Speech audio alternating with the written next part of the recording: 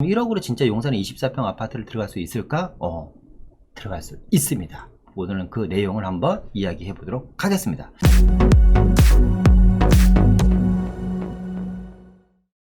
자, 안녕하세요. 부동산 경제학의 황현입니다. 자, 오늘은 좀 재미있는 이야기로 좀 진행을 해볼까 합니다. 아주 파격적인 내용이죠. 파격적인 내용. 자, 이름하여 1억으로 용산 24평 아파트 입주하기라는 내용입니다. 여러분, 1억으로 용산에 있는 노른자 땅에 24평짜리 아파트를 입주하신다고 하면 여러분 어떻게 하겠어요? 서로 너도 나도 지금 달려들겠죠. 그죠? 물론 경쟁률은 상상을 초월하게 어마어마할 겁니다. 하지만 그럼 1억으로 진짜 용산에 24평 아파트를 들어갈 수 있을까?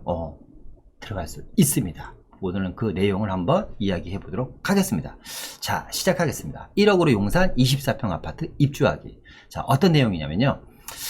얼마 전에요. SH공사입니다. SH공사에서 열리지 홈이라는 브랜드를 발표했습니다. 열리지 홈이라는 브랜드를 발표해서 이 열리지 홈이라는 브랜드로 아파트를 짓겠다 합니다. 어떤 내용으로 지분 적립형 아파트를 짓겠다고 합니다. 그래서 2028년, 그러니까 앞으로 8년 남았네요. 그러면 1억으로 용산에 아파트 입주하려면 무주택 앞으로 8년 버텨야 됩니다. 8년. 그럼 1억으로 용산에 있는 아파트를 입주할 수 있습니다. 매토 17,000호를 공급한다고 합니다. 용산에만 17,000호가 아니라 용산뿐만 아니라 서울의 중심지에 17,000호를 공급한다고 합니다. 아주 파격적인 내용이죠. 파격적인 내용. 지분 적립형이라는 이름으로 내 돈 1억만 있으면 서울 중심부에, 용산을 비롯한 중심부에 8년만 기다리면 24평짜리 아파트를 입주할 수 있다. 어떤 내용인지 보도록 하겠습니다. 자, 지분적립형 주택이란 어떤 내용일까요? 이러는 겁니다.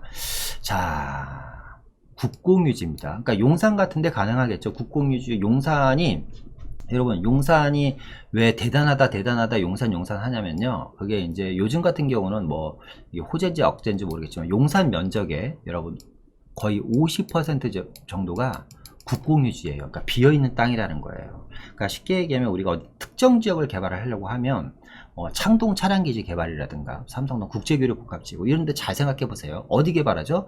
철도부지라든가 나라 땅이라든가 비어있는 국공유지에 개발하잖아요. 그죠? 그러니까 대규모 개발 사업을 하려면 국공유지가 필요한데 용산 전체 면적의 50%가 국공유지니까 얼마나 개발할 땅이 많고 이 자리에 마음대로 개발할 수 있겠습니까? 그죠? 그 중에 일부를 임대아파트를 짓겠다라는 겁니다. 근데 얘는 임대아파트는 아닙니다. 내 소유로 들어오는 겁니다. 지분적립형은. 이런 용산 같은 국공유지에다가 누가 SH공사가 공공 분양을 합니다. 그런데 주택가격이 예를 들어서 5억짜리라고 가정을 해볼게요. 그러면 뭐 지분이 100%잖아요. 5억에 대한 지분이 100%인데 처음에 개인은 5억에 25%, 20에서 25%, 그러니까 뭐 한 1억대 초반 정도 되겠죠. 1억대 초반만 있으면 소유권 이전합니다. 그러면 나머지 70에서 75%는 누가 갖고 있냐? SH공사에서 갖고 있는 겁니다. 그러니까 다 내 거는 아니에요. 근데 내가 살 수는 있고 소유권은 넘어와. 25%만 줘도 소유권은 넘어오는 겁니다. 예를 들어서. 그리고 나서 지분에 4년 있다가 15%를 사들여요. 그러니까 5억이 없는 사람 입장에서는 되게 좋겠죠. 그리고 내가 일정한 월급 수입이 꾸준하다고 하면 이거를 몇 년, 20년에 걸쳐서 또 4년 있다가 또 15%, 또 4년 있다가 15%, 또 4년 있다가 15%, 또 4년 있다가 15% 다 사면 지분이 나중에는 내게 100%가 되는 거예요. 그죠? 이렇게 100%가 되는 겁니다. 내게. 그러니까 지분이 점점 늘어나는 구조입니다. 그죠? 그래서 4년차, 8년차, 12년, 16년, 20년차가 되면 내 지분이 100%라는 거예요. 그럼 무슨 얘기냐? 결국에는 용산에 1억짜리 아파트를 1억으로 내 집을 살 수 있는데 몇 년? 20년 거주해야 된다는 거예요. 그러면 20년 동안 이사 못 가요? 갈 수 있어요. 팔 수 있습니까? 팔 수 있어요. 그런데 그건 나중에 얘기하기로 하고요. 용산 같은데 1억으로 20평, 24평짜리 아파트를 내가 살 수 있다면 20년은 뭡니까? 30년이라도 살아야죠. 그죠? 이게 용산이라서 가능할 것 같아요. 용산이라서. 예를 들면. 그죠? 어마어마한 시대 차익이 발생할 거 아닙니까? 20년 후에는. 그죠? 그러니까 이건 꽤 괜찮은 내용인 것 같다. 내용은 괜찮다. 그러니까 예를 들어 마곡 9단지 예시를 하면요. 전용 59제곱미터, 이게 마곡 9단지가 지분적립형으로 이제 분양을 했던 겁니다. 분양가의 25%면 1억 2,500, 1억 2,500만 내가 내놓을 내면 소유권 이전이 돼요. 지금 말씀드렸던 것처럼 내 지분의 20에서 25%만 내면 소유권 이전이 됩니다. 나한테로. 그 다음에 3억 7,500이 남죠? 이거는 4년마다 이렇게 납부를 하는 거예요. 1차, 2차, 3차, 4차에 걸쳐서 3억 7,500만 원을 4분의 1로 한 다음에 대신에 이자는 붙습니다. 이자는 어떻게 4년마다 납부를 하는데 추가 지분 25% 나중에 25%씩 지분을 추가할 때는 정기예금 금리가 상당히 낮은 금리로 그러니까 내가 이자만 붙여갖고 계속해서 납입을 하는 거예요. 그러면 총 20년만 있으면 내 집이 되고 내가 20년 동안 소유권을 이전을 하면 20년 후에는 막대한 시세 차익을 가지고 매도를 할 수 있다. 엄청난 장점이죠. 그러니까 이 지분적립형 주택을 그러니까 정부에서 지금 채택한 이유는 뭐냐면 우리가 택지지구 3기 신도시 같은 데 특히 대표적인 데가 어디가 마곡지구라든가 위례신도시 같은 경우 주변 시세에 진짜 말도 안 되는 반가격이나 3분의 1 가격에 분양을 했는데 완전히 당첨만 되면 로또잖아요. 4년 살고 5년 살면 내 집이야. 그러면 2년 있다 4년 있다 5년 있다 팔 수 있으면 어마어마한 시세 차익을 거둘 수 있잖아요. 그죠? 그러니까 이렇게 시세 차익을 못 걷게 언제 20년 동안 막아놓겠다라는 겁니다. 그게 지분 적립형 주택입니다. 자, 이 지분 적립형 주택 모델에 대해서 설명을 해보면 일단 운영 방식은 공공분양과 민간분양 두 가지 방식으로 이루어집니다. 공공분양은 최초 20에서 25% 지분 취득 후 최장 30년, 그러니까 20년에서 30년 동안 나머지 지분을 뭐 25%씩 못 사면 뭐 15%씩 뭐 더 길게 연장할 수도 있겠죠. 그죠? 분할로 취득을 할 수가 있고 이 기간 동안은 꼼짝없이 거주를 해야지 된다라는 내용입니다. 민간 분양은 8년은 무조건 임대로 살아야지 돼요. 그러니까 8년 동안 역시 사지도 팔지도 못하고 내 집이 아닙니다. 8년 임대 산 다음에 최장 22년까지 지분 분할을 취득을 하는 겁니다. 그러니까 예를 들어서 어떤 분들한테 좋겠어요. 그러니까 주택을 도심권에 구입하고 싶은데 도심에 20평대도 15억, 16억씩 지금 막 가버리는데 내 돈이 2억밖에 없어. 빌라 전세금 정도면 아파트를 살 수 있는 거죠. 그죠? 이런 분들한테 괜찮겠죠. 그죠? 그런데 여기에 약간 걸림돌이 있습니다. 소득 수준이 높으면 안 돼요. 왜냐면 입주 자격이 가구당 월평균 소득이 150% 이내여야지 되고 부동산 자산이 2억 1,500만원 이하여야 됩니다. 이 말은 무슨 뜻이에요? 무주택자가 아니어도 되겠네 그러면. 그죠? 부동산 자산이 2억 1,500만원 이하인 사람들은 가능하다. 대신에 월평균 150% 이내니까 가구 소득이 그러니까 금액으로 따지면 한 700만원에서 800만원 부부 합산 연소득이 월 700에서 800이 넘으면 안 된다는 내용입니다. 그죠? 그리고 공급 규모는 지역 및 수요자 맞춤 공급으로 해서 면적이 상당히 좀 작네요. 그죠? 뭐 원룸에서부터 투룸까지 가능할 것 같아요. 뭐 반개수를 따지면 45제곱미터에서 74제곱미터. 그러니까 뭐 14, 5평대부터 분양평수로 25평까지 뭐 소형으로만 이루어집니다. 근데 이런 거를 좀 30평대, 40평대도 좀 만들면 안 되나? 이렇게 굳이 꼭 이 공공에서 하는 거는 초소형으로만 가죠, 다. 그죠? 분명히 이렇게 큰 평수를 원하는 사람들도 있을 텐데, 이건 좀 상당히 아리송합니다, 아리송해. 좀 큰 평수 지었으면 좋겠는데, 분양가가 올라지기까지면, 부담스러워서 그런가? 그럴 수도 있겠네요, 그죠? 자, 이 지분 적립형 주택 입주자 선정 방식은요, 여기서 이제, 획기적인 건 뭐예요? 가점제가 아니라 100% 다 추첨제로 한다라는 거. 그러니까 많은 분들한테 혜택이 있겠죠. 그럼 많은 분들한테 혜택이 있다는 건 반대로 뭐예요? 어마어마한 진짜 로또보다 더 높은 경쟁률이 일어날 거다라는 거죠. 선정 반칙은 추첨제이기 때문에. 그러니까 주택이 있어도 가능해요. 얼마? 2억 500만 원이죠. 그러니까 2억 한 1000만 원 미만에 있는 주택이 있는 사람들은 가능하다라는 겁니다. 자, 특별 공급으로 70%를 공급하고요. 일반 공급으로 30%를 공급합니다. 자, 신혼부부 보겠습니다. 신혼부부 전체 비율의 40%. 상당히 많네요. 상당히 많아. 생애 최초 30%. 자, 그럼 이 말은 무슨 뜻이냐? 신혼부부와 생애 최초에 둘 다 70%를 공급하면 나머지 30%. 40대, 50대는 사실상 여기서 거의 제외 상황이야. 그러니까 이분들한테 좀 반감이 좀 많아질 수도 있어요. 그죠? 신혼부부 40%입니다. 혼인기간이 7년 이내. 그러니까 7년이 넘으면 안 되고요. 그리고 6세 자녀를 둔 가구. 그러니까 결혼하자마자 빨리 애를 낳으셔야. 여기 지금 공약하시려는 분들은 8년 남았으니까 어떻게 결혼 빨리 해야지 돼요. 지금 빨리 결혼을 해서 빨리 애를 낳아야지 돼. 그죠? 6세 이하의 자녀를 둬야지 돼. 그죠? 월 평균 소득 130% 이하, 맞벌이 140%니까 역시 두 분 합산 소득이 700만 원 넘으면 안 돼요. 1인당 350만 원씩이 넘으면 안 되는 겁니다. 이거는. 그러니까 남편 소득이 많다, 탈락. 와이프 소득이 많아도 탈락. 그죠? 항상 얘기하는 거지만 이런 걸 왜 넣었는지 모르겠어요. 자, 생애 최초 30%입니다. 생애 최초 구입자여야 되죠. 무주택자여야 된다는 거고, 역시 열평균 소득은 130% 이하, 맞벌이는 140% 이하입니다. 그리고 일반 공급 30%는요, 1순위는 20%, 2순위 10%. 그러니까 1순위, 2순위가 있으니까 이것도 상당히 매력적인 거죠. 2순위까지 있으니까. 무주택 세주해줘야지 되고, 역시 월평균 소득은 130%, 맞벌이 140%. 1순위 낙첨자 중에서 월평균 소득이 130에서 150. 역시 둘 다 무주택자여야지 된다. 특별공급은 주택이 있어도 상관이 없을 것 같고, 일반 공급은 무조건 무주택자여야 된다. 주택이 있으려면 2억 1천 미만 주택이 있어야지 되고, 소득이 많으면 안 됩니다. 그리고 이런 사람들끼리 저도 모이겠죠. 그죠? 그리고 생애 최초는 무조건 무주택자여야 된다. 100% 당첨된다는 확률은 없지만, 그러니까 서울대 들어가는 것보다 힘든 겁니다. 이거는 당첨만 되면 로또다. 그런데 초도 로또다. 그죠? 일단은 입주자 선정 방식까지 알아봤고요. 그러면 이제 이럴 수도 있잖아요. 이제 매도 방법에 대해서 알아볼 텐데, 야, 20년을 살아야지 돼요? 그런데 보통 우리가 생애 주거가 바뀌는 구간이 있어요. 생애 주거 구간이. 그러니까 생애 주택을 새로 구입하는 시점들이 있을 거 아니에요. 살면서. 그죠? 그게 보통 한 5년에서 10년 차라고 봅니다. 그러니까 평균 7년에서 8년 차. 그러니까 7, 8년마다 사람들이 한 번씩 집을 바꾸는 거예요. 이유가 여러 가지겠죠. 결혼을 해서 7, 8년 차가 되면 애가 초등학교가 들어가는 시점에 학교 주변으로 갈 수도 있고, 집의 평수를 넓혀서 갈 수도 있고, 여러 가지 이유로 사람이 살면서 보통 3번에서 4번 정도 주택을 옮깁니다. 근데 여기는 절대 옮기지 말고 이 집에서 20년 동안 살아라. 근데 제가 여러 가지 사정으로 인해서 용산을 떠나야 돼. 용산이 너무 좋은데 중간에 팔고 나와야 돼. 그러면 팔 수 있는 방법이 있다. 다만 제약이 있을 뿐입니다. 그러니까 지분을 100% 이전하면 상관이 없지만 20년 동안 지분을 100% 이전 못 하실 수도 있잖아요. 중간에 팔 때는 SH공사의 동의가 필요하다. 그러니까 SH공사가 동의 안 해주면 못 판다라는 겁니다. 그죠? 동의가 필요하고, 중요한 건 가격을, 내가 팔려고 하는 가격은 공사가 결정합니다.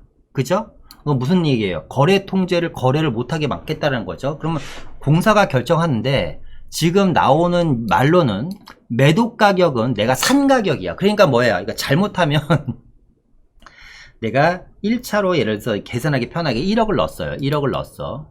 4년 살았어. 또 2차로 또 1억을 넣었어요. 또 4년 살았어요. 또 1차로 2억을 넣어서 그러면 살았어. 그러면 3, 4, 12년 살았어. 근데 나와야 돼. 3억 받고 나와. 12년 동안 집값 주변에 이거 3억 갖고 서울에 웬만한데 이제 전세도 못 들어가. 뭐예요? 큰 마음 먹고 들어가는 거예요. 중간에 팔고 나오면 이도저도 안 되는 겁니다. 그죠? 그러니까 내가 20년을 버틸 목적으로 들어가야 하는 거야. 버틸 목적으로. 그러니까 어떤데 이따 얘기하겠지만 입지가 안 좋은 데는 사람들이 쳐다도 안 보겠죠. 20년 살아야 되는데. 거기서 애 낳고, 그러니까 제가 30살에 결혼을 하면 50될 때까지 살아야 되는 거야. 여기 입주하면. 40에 들어갔으면 60 될 때까지 살아야 되는 거예요. 그죠? 상당한 인내가 필요한 겁니다. 큰 돈을 벌기 위해서. SH공사가 정상 가격이라고 아니라고 판정하면 역시 매매를 차단할 수 있는 부작용도 있다. 그러니까 팔 수는 있다. 팔 수는 있는데 가격에 제한이 되고 공사의 협의가 이루어져야지 되고, 그리고 자칫 잘못하면 정말 큰 손해를 보고 나올 수 있습니다. 그러니까 내가 들어간 돈에 대한 손해가 아니라 물가 상승률이라든가 화폐 가치 하락으로 인한 손해를 충분히 볼 수도 있다. 충분히 아니라 100% 완벽하게 볼 수도 있다라는 거죠. 그러니까 여기 들어가려면 어떻게 정말 큰 마음 먹고 들어가야 됩니다.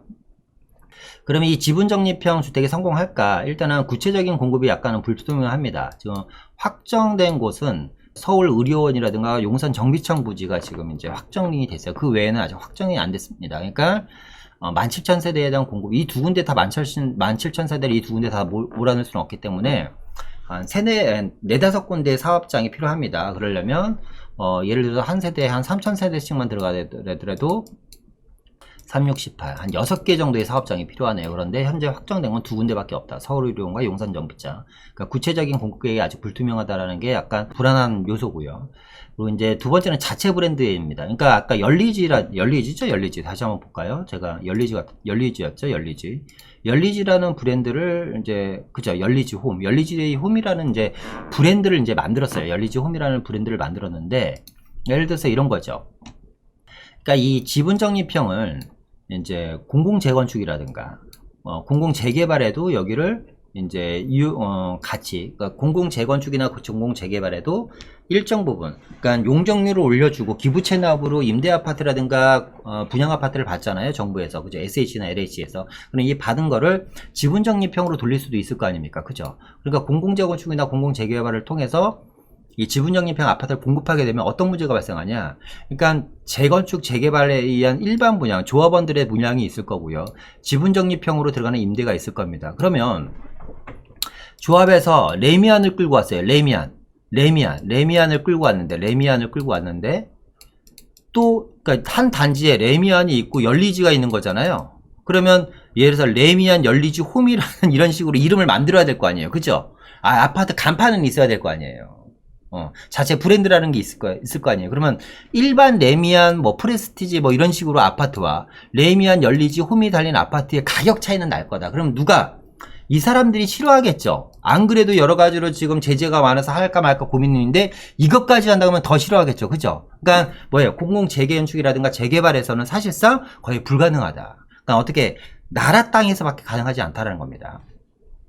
주택구입자금 조달이 어려운 수요자들한테 완전히 대환영을 받겠죠. 20, 30대. 그죠? 그러나 아까 얘기한 것처럼 뭐 자녀들이 어느 정도 있는데 뭐 10평짜리, 20평짜리 아파트에서 못 살잖아요. 이런 사람들은 사실상 거리가 먼 이야기고 뭐 나이가 45인데 무주택지일 수도 있고 여기 들어갈 수도 있잖아요. 그죠? 그러면 애들이 뭐 다 성인이고 이런데 20년을 살아야 돼. 뭐 이런 것도 역시 좀 현실적으로 좀 불가능할 수도 있다. 그러니까 젊은 소득이, 그러니까 주택 구입 능력이 아직 확실하지 않은 젊은 친구들한테는 사실상 상당히 매력적인 겁니다.